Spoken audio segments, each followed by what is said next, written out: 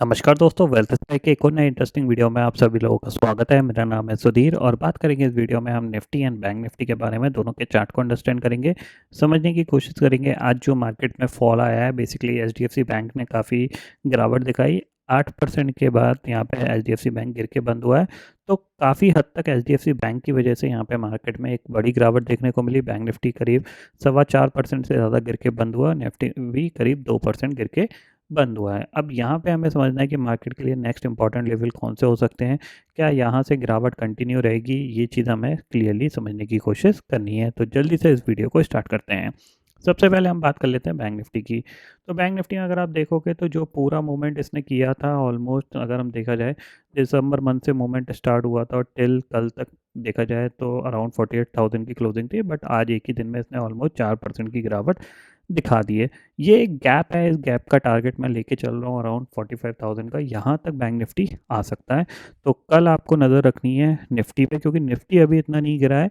Bank Nifty already काफ़ी हद तक देखा जाए तो 4% गिर चुका है। तो यहाँ पे अब जो सेलिंग आएगी वो थोड़ी सी स्लो हो सकती है, बट अभी दिख नहीं रहा क्योंकि डे लो पे जाके क्लोज हुआ है। तो हो सकता है थोड़ा सा और यहाँ पे गिरावट देखने को मिल सकती है। ये पॉइंट आपको ध्यान में रखना है, ठीक है। अब यहाँ पे आपको क्या चीज़ फॉलो करनी है, वो चीज़ समझ लिए। देखो, पहला टारगेट तो आपके पास यही क्लियरली ओपन है, ठीक है।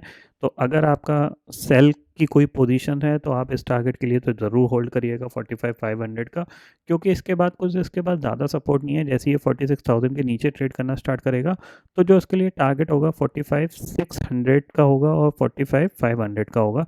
ये ध्यान में ज़रूर रखिएगा, ठीक है। ऊपर आपको कहाँ पर सेलिंग का व्यू लेना है वो चीज़ आप ध्यान रखिए। 46,400 के आसपास ये अगर जाता है तो वहाँ पे आप सेल करके काम कर सकते हो, क्योंकि इसने जब इसको ब्रेक किया तो इसके ऊपर फिर नहीं निकल पाया। उसके बाद ये कंटिन्यू नीचे की तरफ रह गया है। तो कोई भी पुल बैक आता है यहाँ पे 46,400 तक का, तो आप वहाँ पे सेल करके काम कर सकते हो। बैंक निफ्टी के लिए ये यहाँ पे व्यू है, ठीक है। निफ्टी का देख लेते हैं। निफ्टी की क्योंकि कल एक्सपायरी है, तो देखो सिंपल सी चीज़ है निफ्टी के लिए। अगर देखा जाए तो अब ये जो लेवल्स हैं वैसे ही मल्टीपल टाइम ट्रेड हो चुके हैं, तो कोई ज़्यादा सपोर्ट है नहीं निफ्टी के पास। और बैंक निफ्टी ने ऑलरेडी कह सकते हैं 46,000 पे क्लोज दिया है। तो बैंक निफ्टी में भी एक बड़ा ब्रेकडाउन देखने को मिला है। तो कहीं ना कहीं निफ्टी कल इस लेवल को ब्रेक करने की कोशिश करेगा, जो कि है 21,500 का, या फिर एक नया स्विंग लगाने की कोशिश करेगा।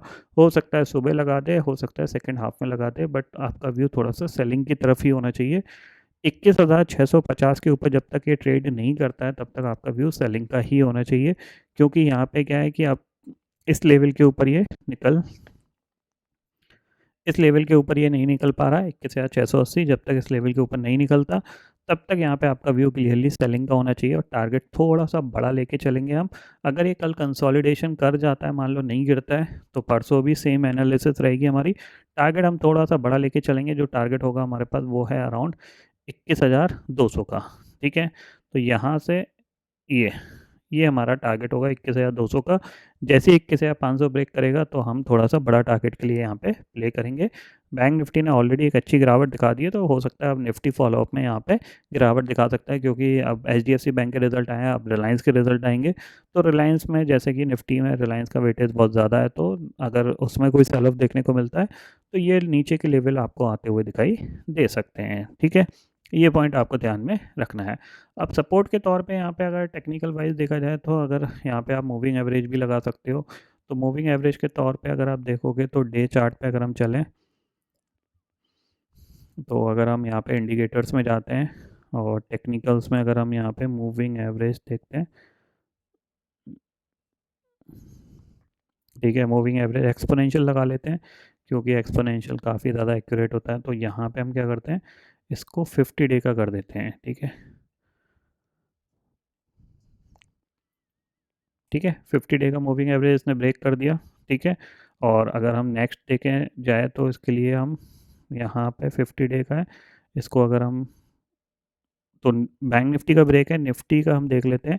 निफ्टी का निफ्टी का अराउंड आ रहा है 21,000 पे, ठीक है। तो मोस्ट प्रॉब्ली ये इस लेवल तक जाने की कोशिश करेगा, ठीक है।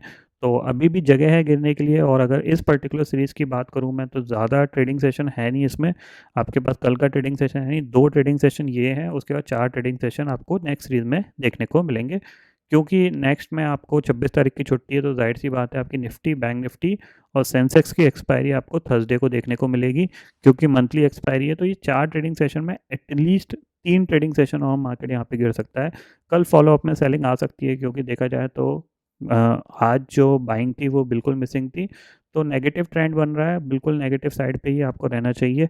ये पॉइंट आपको ध्यान में रखना है। और ऊपर के लेवल पे मैंने आपको बता दिया, जब तक 21,680 क्रॉस नहीं करता तब तक आपको यहाँ पे सेलिंग का व्यू लेके चलना है, ठीक है। टारगेट नीचे आपका जो होगा वो पहला तो आपका 21,450 यही स्विंग लो होगा। उसके बाद आपको 21,250 और 21,000 के टारगेट आपको देखने को मिल सकते हैं, ठीक है। तो आई होप दोस्तों ये पर्टिकुलर डाटा आपको समझ में आ गया होगा। दोस्तों फिलहाल इस वीडियो में इतना ही है। आई होप ये वीडियो आपको पसंद आएगा। वीडियो पसंद आता तो लाइक और शेयर ज़रूर करिएगा, और चैनल को जो सब्सक्राइब कर लीजिए, क्योंकि मैं सुधीर लेके आता रहूँगा हर दिन आपके लिए नए नए वीडियो। इसी के साथ शुक्रिया दोस्तों। जय हिंद।